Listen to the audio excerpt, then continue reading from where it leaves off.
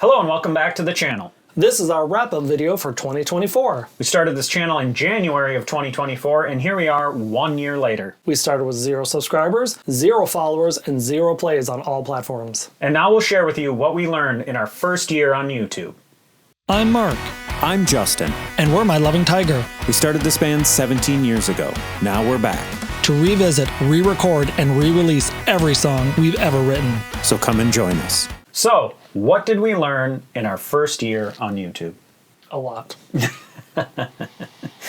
So the first big thing that we learned after a couple months on YouTube where we had the actual data was to schedule your videos during your highest traffic time. YouTube will give you a chart and then you'll have a bunch of purple bars, and whatever's the darkest purple bar is where your subscribers and viewers are watching YouTube at that time. We experimented too just to see if it was, because we released the video at this time, is that why it's happening? And so like if I put a video at 9 a.m. or if I put a video at 1 a.m., didn't matter. No, it didn't change anything. And for the first 3 months, we released videos at noon. The long form videos were released at noon. I think partially that was some of the advice we heard. That was the advice we heard. What we heard originally was actually 9 a.m. Right. I think the first month we did 9 a.m.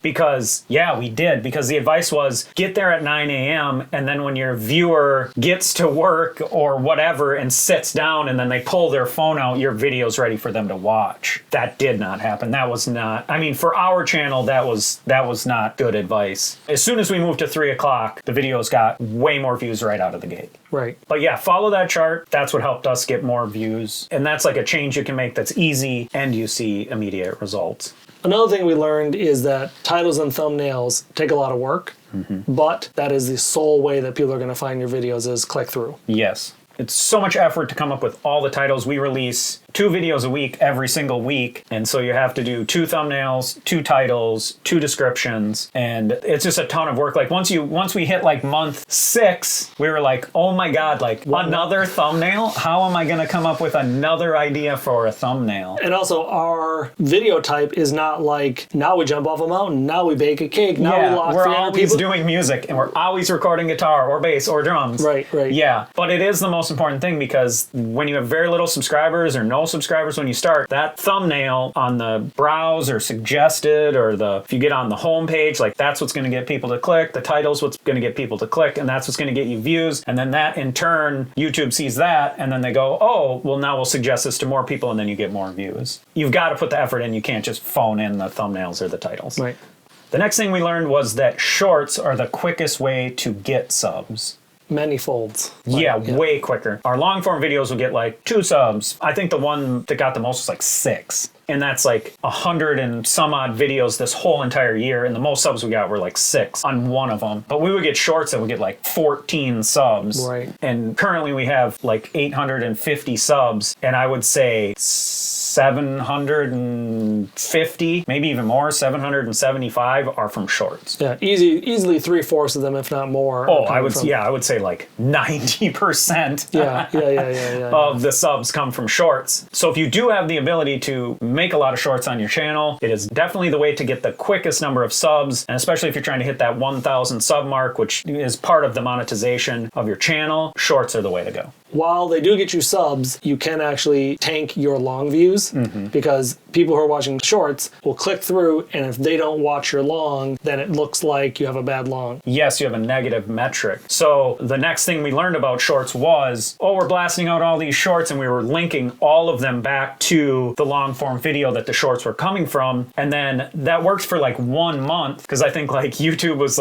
not sure what we were doing, or we hadn't done it enough for the algorithm to realize what we were doing. That happened in the 3rd month of our channel, and then in the 4th month of our channel, all of our long videos just tanked. Got choked out. And we realized what was happening was we're pushing all the shorts for the long video simultaneously with releasing the long video, and then people would go to the long video and immediately click away, and you would get 6,000 people that would do that, and then they don't suggest it. YouTube was like, look how many people are clicking away, this line is just going straight down, and then you're not in suggested, you're not in browse feature, you're not going to get on the home page. So you can get a lot of subs, but be careful what you do. So now we let let the long form video get into the feed, get on the homepage, get some browse suggested, and then like a week later, we start linking back to it because the video has slowed down and now we're trying to pick it back up, which we've found has worked best for us. Right. Now, we always respond to our comments, whether they're good or bad. And I think that's a lesson to learn. Yeah. No matter what someone writes on your short or your long video, respond, try and be like thoughtful, engaging. It's very easy to be like snarky and, you know, hit them with a comeback and stuff like that. But then you never get any engagement with the person that's leaving a comment. Even if they're like, your face looks stupid, you can't just come back and be like, well, your face looks stupid. Yeah, screw you, guy, or whatever. Right. You know, you have to say, well, oh, that's rough for me. What did you think of the video? You know, also YouTube tracks negative comments on your shorts and your videos, which is an additional negative metric.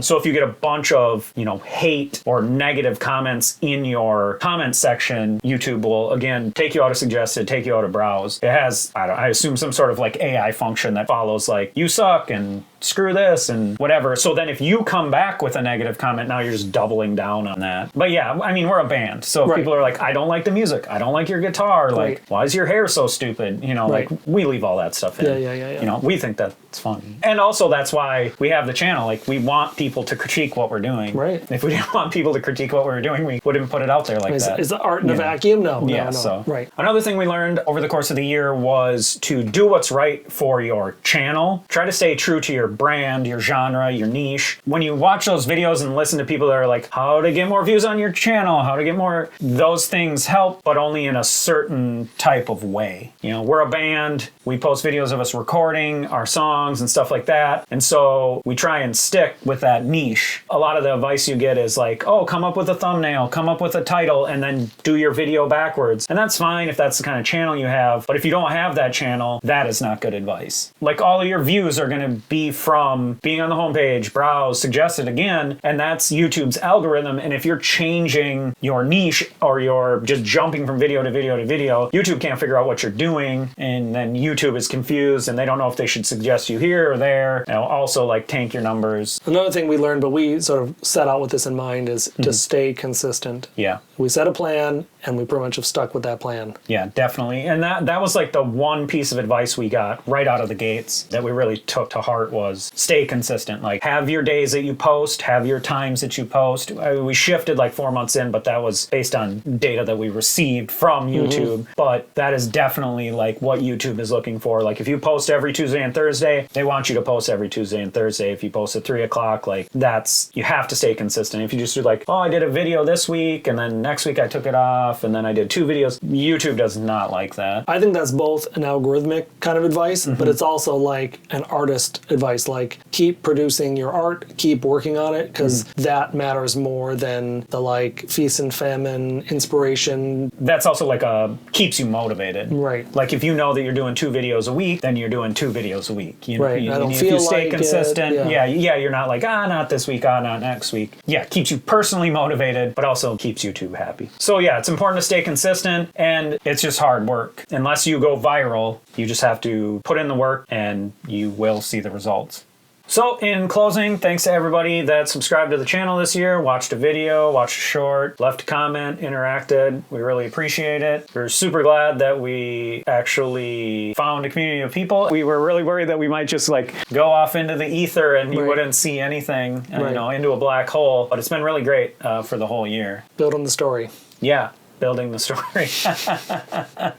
I mean, it is. That's the point of the channel, is like our journey throughout the entire process of what we're doing, and everybody gets to see it, and people have been seeing it and reacting generally positive to it. So it's been fun. Definitely. Like, it's never felt like a slog or anything. I mean, we enjoy recording music. We enjoy releasing music. We enjoy, doing the artwork and all that stuff. We do everything ourselves. And so obviously, like, if we didn't have a passion for that, we probably wouldn't have continued this long. So check out the current song we're working on. It's Hard to Remember, A Happy Future. And we'll see you throughout 2025. So come and join us.